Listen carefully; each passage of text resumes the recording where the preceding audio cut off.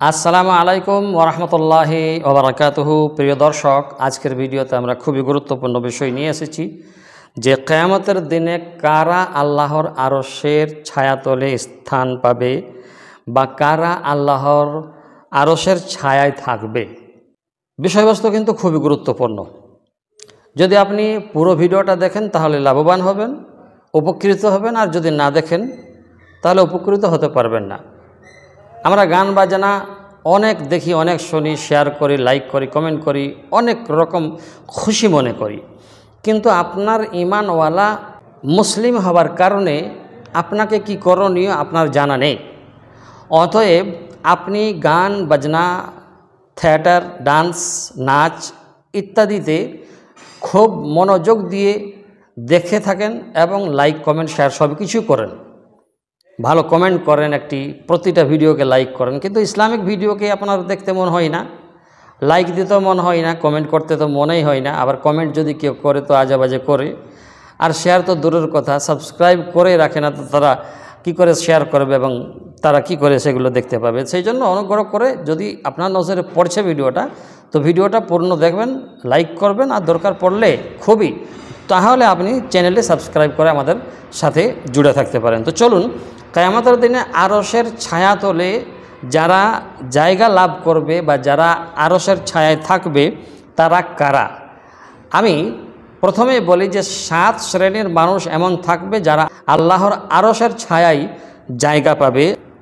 তারা হলো 7 শ্রেণীর মানুষ। দেখুন, যেহেতু হাসরের দিন ভয়ঙ্কর গরমে কিছু মানুষ থাকবে যারা আল্লাহর ছায়া তলে স্থান পাবে, এটা হলো 7 শ্রেণীর মানুষ। বাকি সব কিন্তু ঘামে একেবারে লদপত অস্থির হয়ে থাকবে।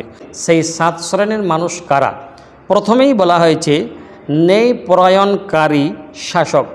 যে বাদশাহ, যে শাসক ন্যায় পরায়ণ করেছে, ন্যায় বিচার করেছে, সৎ বিচার করেছে, হক বিচার করেছে, সঠিক ফয়সালা করেছে, এই রকম ন্যায় পরায়ণ শাসক 1 নম্বরে আরশের ছায়ায় তলে স্থান পাবে। 2 নম্বর, ওই যুবক। কোন যুবক? ওই যুবক যে আল্লাহর এবাদতে বড় হয়েছে। অর্থাৎ একজন যুবক ছোট থেকে এবাদত করতে শুরু করেছে, করতে করতে করতে করতে সে বড় হয়েছে, তো তার জন্য বলা হয়েছে ওই যুবক যে আল্লাহর এবাদতে বড় হয়েছে। আর 3 নম্বরে বলা হয়েছে ওই মানুষ, ওই ব্যক্তি, ওই লোক যে মসজিদে মন জড়িয়ে রাখতো, অর্থাৎ যার মন মসজিদেই পড়ে থাকে, যার মন মসজিদ দিকেই জড়িয়ে থাকে, সেই রকম ব্যক্তি 3 নম্বরে আল্লাহর আরশের ছায়াতলে থাকবে। 4 নম্বরে যে 2 ব্যক্তি আপসের মধ্যে, নিজেদের মধ্যে ভালোবাসা রাখে শুধু আল্লাহর জন্য, এই রকম বড় ব্যক্তিরা আল্লাহর জন্য যাদের মধ্যে ভালোবাসা রয়েছে তারা আল্লাহর ছায়াতলে স্থান পাবে, জায়গা পাবে। 5 নম্বরে রয়েছে এমন নারী যাকে কেউ পাপ কাজের জন্য আহ্বান করে, পাপ করার জন্য ডাকে, আর সে বলে যে আমি আল্লাহকে ভয় করি। 5 নম্বরে এই নারীকে আল্লাহ তাবারক ওয়া তাআলা পাপ থেকে বাঁচার জন্য, আল্লাহকে ভয় করার জন্য, আল্লাহ তাবারক ওয়া তাআলা ভয়াবহ দিনে, হাসরের দিন, কিয়ামতের দিন তার আরশের ছায়াতলে জায়গা দেবে থাকার জন্য। 6 নম্বরে যে ব্যক্তি গোপনে দান সাদকা করে, এই ব্যক্তিকেও আল্লাহ তাবারক ওয়া তাআলা নিজের আরশের ছায়াতলে জায়গা দেবেন হাসরের মাঠে। 7 নম্বরে যে একান্তে আল্লাহকে স্মরণ করে চোখে পানি আনে। 7 নম্বরে যে ব্যক্তি আল্লাহকে একান্ত মনে করে চোখে পানি আনতে পারে, সেই ব্যক্তিকে আল্লাহ তাবারক ওয়া তাআলা আরশের ছায়াতলে জায়গা দেবেন থাকার জন্য, যেদিন কোনো জায়গায় ছায়া থাকবে না। সহিহুল বুখারী এবং মুসলিম শরীফের হাদিস।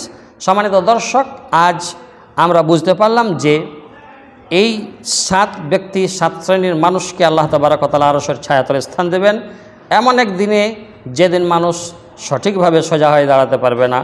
বিরাট ভয়াবহ একটি দিন, হাসরের দিন। তো আসুন আমরা এমন কিছু কাজ করব যে কাজ করার কারণে আল্লাহ রাজি খুশি হন, এবং যেদিনে মানুষ ভালোভাবে দাঁড়িয়ে থাকতে পারবে না সোজা হয়ে, সেদিনে যেন আমাদেরকে আল্লাহ নিজের আরশের ছায়াতলে স্থান দান করেন। আমিন।